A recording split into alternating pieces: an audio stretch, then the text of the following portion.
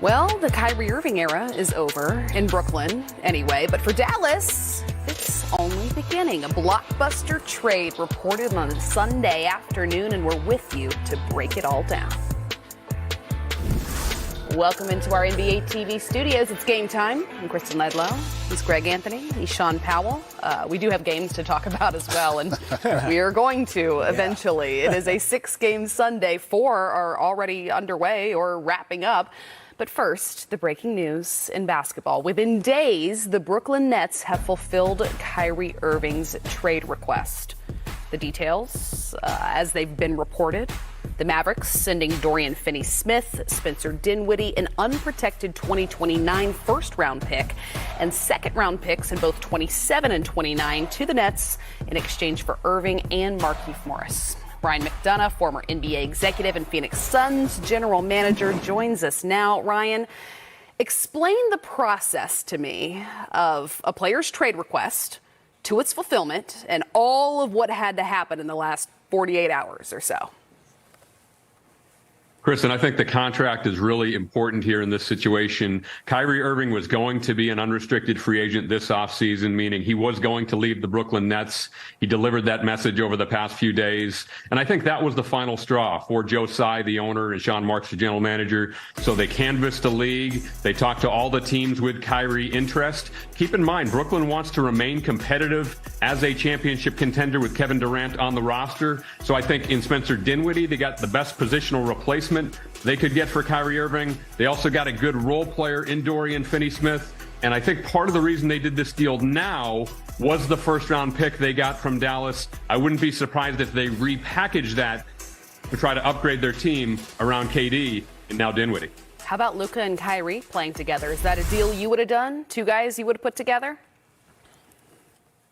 I don't think I'm the gambling type when it comes to Kyrie Irving. I look at his previous stops in the history, Kristen, between the Cleveland Cavaliers, the Boston Celtics, and now the Brooklyn Nets. He's 0 for 3 in terms of it ending well with those relationships. So I understand why Dallas did it, though. They've struggled when Luka's off the court or out of the lineup as he is now. They needed a second star, another shooter and playmaker. Certainly Kyrie Irving is that. But this is a gamble, and I think if you look at Kyrie's history, handing him the keys to your franchise and giving him that control, which you will have as a pending unrestricted free agent, I think that's a big risk by Mark Cuban and the Dallas Mavericks. Hey, Ryan, the one thing about the risk, though, is they kind of put themselves in this position with how they dealt with Jalen Brunson. The fact that they weren't able to re-sign him when they had a chance prior to last season. And the reality is they had to find another mega star to play alongside Luka if they really wanted to have a chance to contend. And so while there is some risk, I don't know if there's any scenario where there wouldn't be some risk if you're going to have to find a superstar to pair alongside Luka. Excellent point, Greg. And it's becoming more and more difficult to get elite players in free agency. As the contract amounts have continued to go up, more and more players are signing early extensions. The recent trend is they're not getting to unrestricted free agency. So that leads either 2 avenues. One is you draft a young player and it takes a while for a player to develop. That does not match the timeline of the great Luka Doncic. Or you trade for a player and you get the best player you can. So it is a gamble for Dallas, but I think they do have downside protection. They only gave up 1 first-round pick. Dinwiddie was going to be an unrestricted free agent if he's not extended after next season. So this is a dice roll by the Dallas Mavericks. Nico Harrison, their general manager, and Jason Kidd, their head coach, have relationships with Kyrie. They think they can get through to him. And so there's no reward without risk. This is certainly risky by Dallas, but it is a roll of the dice for a team that, to Greg's point, had fewer options once Jalen Brunson walked out the door in free agency. Hey, Ryan, from Brooklyn's perspective, how tricky is it to trade a superstar in the middle of the season and he's going to become an unrestricted free agent? Is there a large universe for that, or is it kind of small? I think it depends on the player. Sean, I think if Kevin Durant were in play instead of Kyrie Irving, you'd have 28 or 29 teams lining up for a bidding war because of Kyrie's issues on and off the court, more off the court, frankly, than on the court. The issues extend, to the locker room, between the lines when he does play. We all know he's pretty darn good. So I think that did limit the market. And then you look at the teams in the mix, especially the two from Los Angeles. Those teams have made big deals in the past. What the Lakers gave up to New Orleans to get Anthony Davis, what the Clippers gave up to OKC to get Paul George. Those are not teams with a lot of young players or draft assets, and that's why I think Dallas was in a pretty good position. They have control of most of their first-round picks going forward. They had a positional replacement in Dinwiddie and a good wing defender, a 3-and-D guy in Finney-Smith. And so I think as Brooklyn surveyed the market, this is not a great return for the Nets, especially given what they hoped they would put together 3.5 years ago when KD and Kyrie showed up in 2019. But it is a solid return that keeps Brooklyn competitive, given the limited marketplace for Kyrie. You mentioned, though, that they may not be finished with these picks now as assets and 4 or so days away from the NBA's trade deadline. Where do you think the Nets are going to look to stay competitive this season? Well, Kristen, keep in mind they owe a bunch of unprotected first-round picks and pick swaps to the Houston Rockets still because of the James Harden trade. Not the James Harden trade to Philadelphia, the one before that. It gets confusing, but the one when James Harden went from Houston to Brooklyn, they gave up a bunch of unprotected picks and pick swaps. So I think part of the reason, not only to do this deal with Dallas, but to do it today, was to get the 2029 first-round picks from the Mavericks. That pick is unprotected. As soon as this trade is finalized, then Sean Marks and his front office in Brooklyn can look to trade that and put it in play to try to upgrade the roster. They do have Ben Simmons in addition to Kevin Durant. Now they have some good depth with Dinwiddie and Finney-Smith and others on the roster, Patty Mills. So this is a team that still has championship aspirations. They don't have a ton of young players, so I think they'll try to use that first-round pick to bring in, to add to their depth. I think especially on the front line, Kristen, if I were in Brooklyn, that's where I'd look. The Nets have some perimeter and wing talent, but they have been beaten up front at times. Nick Claxton's had a terrific year. He doesn't have a lot of bulk. I wouldn't be surprised at all if Brooklyn tries to add a center, especially someone with some strength, over the next 4 or 5 days. Hey, Ryan, the other, 800-pound gorilla in the room is how does this affect Kevin Durant? What's his mindset? What's the thought process of him moving forward? Because, again, remember, this is a person who demanded a trade, either me or them, this past offseason when it came to Steve Nash and Sean Marks. They ended up firing Steve Nash.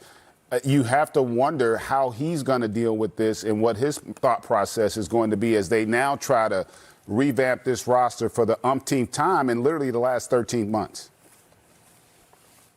And that's why I think Brooklyn will be very aggressive, trying to utilize that first-round pick from Dallas, the young players on the roster, whatever they can to try to appease Kevin Durant. I don't see a scenario in which they trade Kevin Durant between now and Thursday's trade deadline. I guess anything is possible in the NBA, and we've seen wild things happen in this league, especially in recent years. But I think they'll try to upgrade the roster.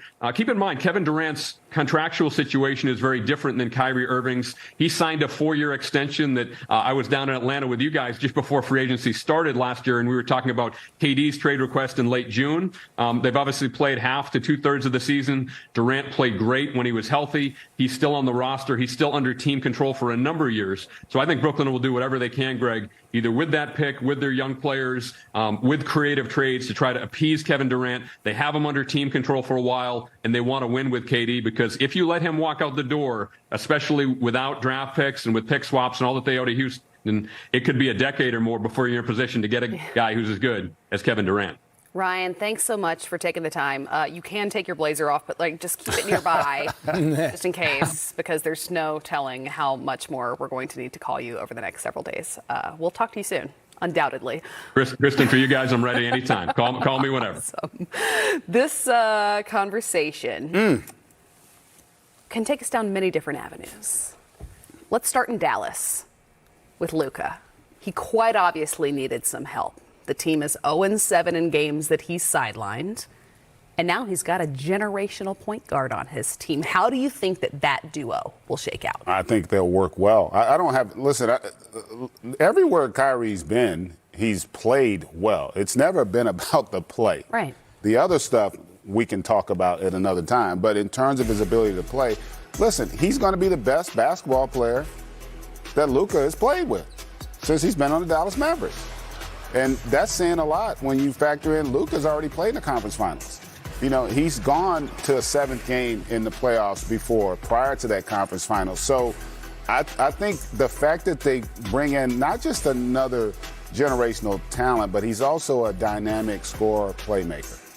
And so now what you might get is addition by subtraction. I think you'll see Luka's usage potentially go down a little bit, but the team goes up because they had a lot of one-dimensional players that at times will struggle when they are going to be forced to have to make plays. To be able to have those two guys on the floor at the same time, it creates a lot of challenges. And ultimately, now it's how you build around those guys. You can have more specialists now when you've got that type of dynamic talent, as we saw with Brooklyn, right? When Kyrie this year, they went for a stretch where they're 18-2 with those two guys as really the only first and second option type players, and everybody else can then just fill in the void. And so I think they'll work well. It'll take some time to get on the same page, but they've also got the right kind of coach in Jason Kidd. Somebody's going to command respect, that you're going to have to listen to, and who's going to hold you accountable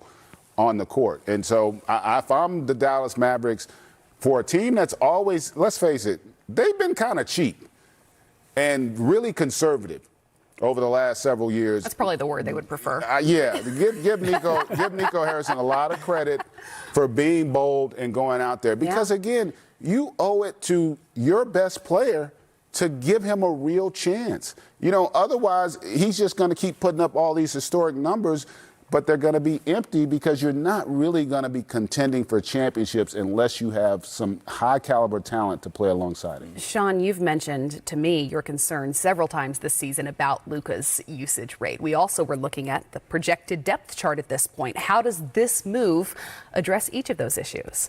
Well, first of all, we're talking short-term here because Kyrie's not signed long-term. So anything we talk about with Kyrie and Luka and how it's going to work, we have to put that caveat in there. They've got to sign him to a contract extension. I don't think they make this deal unless they give him a 4-year extension. That's what he wants. Because he's an unrestricted free agent and he can walk. The Mavericks have made mistakes in the past regarding star players. Steve Nash. They did not pay Steve Nash. He leaves, he goes to Phoenix, he wins 2 MVPs, and Dirk all of a sudden is like, hey, where's Steve Nash? And so Dirk wins only 1 championship. So now, at the beginning of last year, they have a chance to keep Jalen Brunson, 4 years, $55 million. They don't do that. He walks and goes to the Knicks. So now you have Kyrie coming in. You got to pay him. You have to pay him, keep him happy, because now you're kind of, sort of, on the clock with Luka. Right. You know what? I'm sure that Steve Nash is relieved to know that's why we're talking about him today, right? Yeah. We love you, Steve. Can we look at the Western Conference standings? I just want to point out the parity thus far this season and show you how close these Mavs are, not just to staying well within the playoff picture, GA, but potentially having home court advantage in the playoffs. Yeah, home court advantage in the first round. I mean, let's have perspective, because 9.5 games, they don't have the time to make that up. Denver's too good, Memphis, those teams. But to your point, Chris, the fact that they could maybe get into